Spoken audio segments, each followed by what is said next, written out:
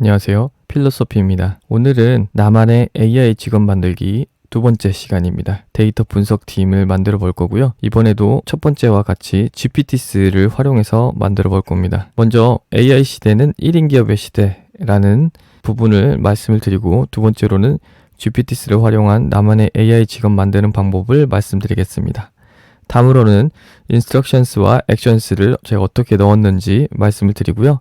제가 실습했던 모습을 한번 보여드리도록 하겠습니다. 그 다음은 제 나름의 결론에 대해서 말씀을 드리도록 하겠습니다. 먼저 요즘 책이나 신문 여러 매체에서 AI 시대는 1인 기업의 시대 이런 표현 많이 씁니다. 그래서 AI의 능력을 활용해서 혼자 일할 수 있는 시대라고 이렇게 표현을 하는데요.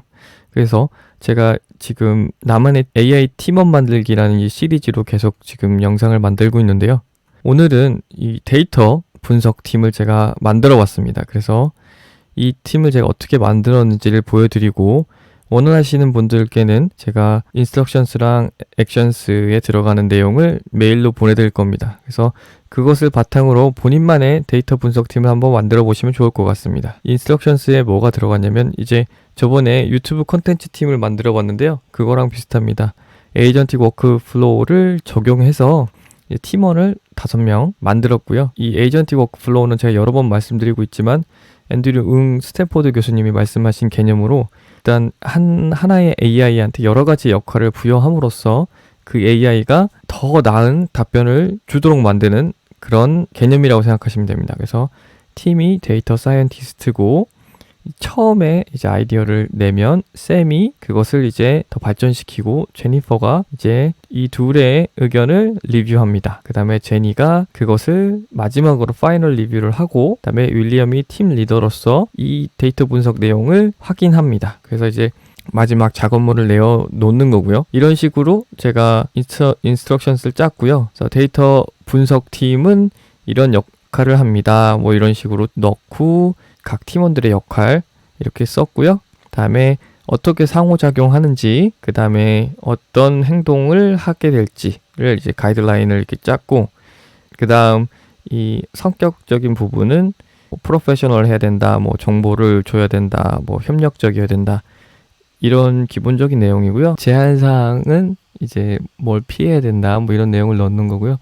아시다시피 이런 내용도 이제 이런 인스트럭션스도 AI의 도움을 받아서 쓸 수 있습니다. 그래서 어떻게 써야겠다는 방향만 있으면 쓰실 수 있고요.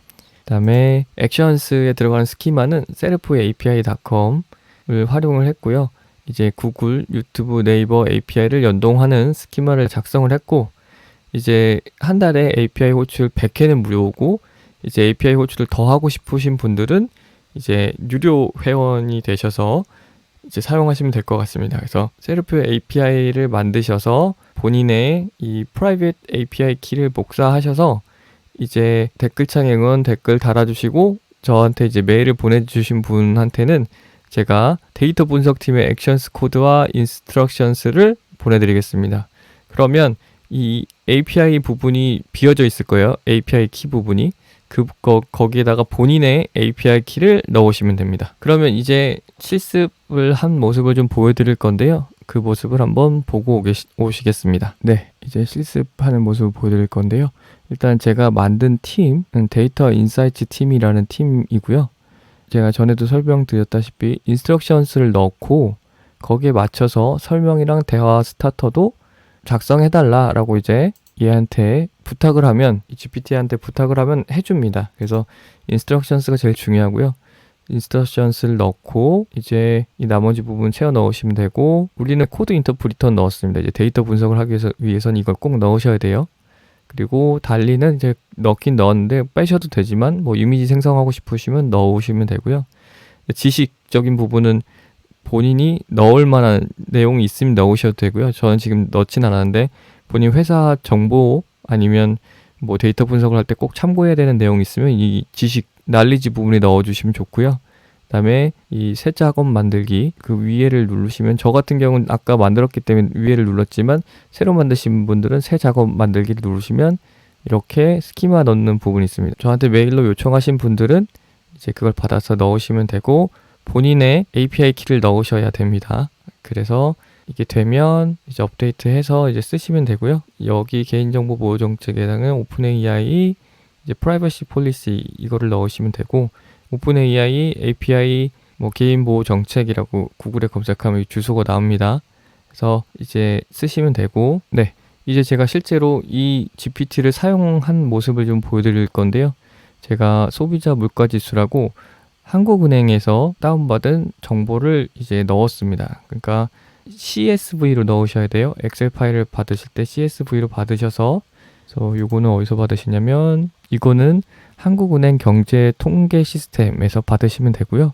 검색해서 들어가시면 이렇게 정보가 많이 있어요. 물가, 그래서 심리지수 뭐 이런 것 중에서 환율 뭐 관심 있는 걸 이제 넣으셔서 엑셀을 다운받으시면 되고요. 제가 이렇게 넣었더니 이것을 분석해서 관련 뉴스를 네이버에서 검색해 주세요 하니까 이렇게 파이썬 코드가 나오는 것만 아니라 동작까지 됩니다. 근데 이제 계속 문제가 있다가 이제 분석 오류도 계속 나오는데, 이제 제가 다시 입력해서 하니까 이렇게 분석을 해줘서 그래프를 그려줍니다. 근데 이제 지금 네모네모로 나왔죠. 이제 한글을 읽지 못하는 건데요. 그래서 제가 지금 셀프 API 네이버를 통해서 이 소비자 물가 관련된 뉴스도 나왔습니다. 이렇게 뉴스도 쭉 나왔고, 그래서 그래프에 한글 대신에 영어를 써주시고 눈에 잘 뜨게 그려주세요 하니까 이렇게 쌀, 뭐 빵, 뭐 소고기, 돼지고기, 오징어의 물가지수를 20년간의 물가지수를 이렇게 그려줬습니다. 오징어가 정말 많이 올랐죠. 여기까지 올라갔고, 쌀은 원래도 높았지만 다른 거에 비해서는 뭐 이것도 많이 올랐지만 오징어나 다른 거에 비해서는 좀 덜 오른 것처럼 보이는데 전반적으로 물가가 많이 올랐죠. 이런 것을 이제 그려달라고 할 수 있고요. 어떤 항목이 변동성이 제일 큰가요? 변동성을 숫자로 간략하게 표현해 주세요 하니까 오징어가 31 이렇게 얘기해주고, 다른 것들도 쌀은 11.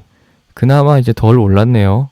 원래도 좀 높긴 높았으니까 전체적으로 다 오른 건데 오징어가 가장 많이 올랐다, 이렇게 볼 수 있겠습니다. 그래서 구글에서 이와 관련된 자료를 찾아주세요. 보고서를 쓰려고 합니다. 쭉. 그러니까 지금 API를 구글이랑 네이버랑 유튜브랑 연결해서 좋은 점은 이렇게 따로 구글에 가서 또 검색을 하지 않아도 바로 찾아줄 수 있다는 점입니다. 그래서 지금 selfa.com 대화를 했습니다. 구글에서 이와 관련된 자료를 찾아주세요 하니까 통계청 자료도 주고요. 이런 쭉 자료들을 내 GPT에서 바로바로 받아볼 수 있는 장점이 있고요.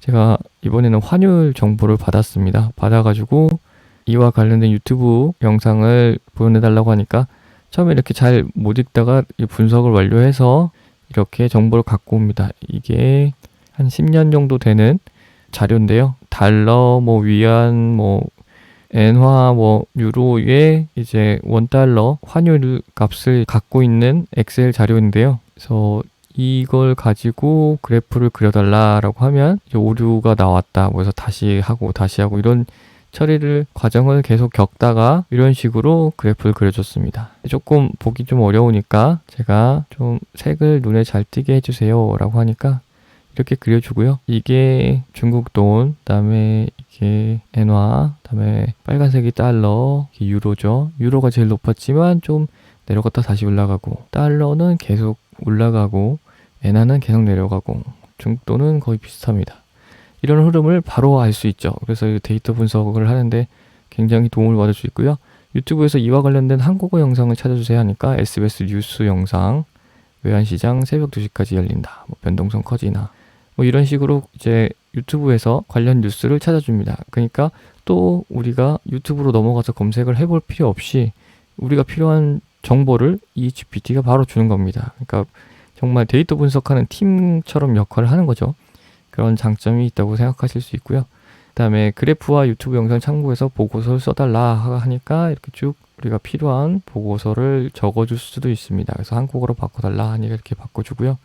그리고 우리 이 지금 인스트럭션스의 장점은 이렇게 에이전틱 워크플로우를 쓰는 거죠. 그래서 팀한테 이 분석 자료를 가지고 쓸 수 있는 여러 보고서를 제안해 주세요 하니까 환율 변동성 분석 보고서, 기업을 위한 환율 변동성 대응 전략 보고서, 이렇게 팀이 먼저 제안을 여러 가지 해줍니다. 투자자 가이드. 그래서 우리가 지금 이 데이터를 분석한 것을 통해서 뭘 할 수 있는지 이렇게 제안을 해주면 팀 4번 아이디어를 더 발전해주세요. 발전시켜주세요. 하니까 투자자 가이드에 대해서 서론, 데이터 분석 이렇게 쭉 목차까지 쓰고 이제 보고서를 작성해 줍니다. 그래서 그 다음 뭐 샘도 있고 제니퍼, 제가 윌리엄까지 넣어놨죠.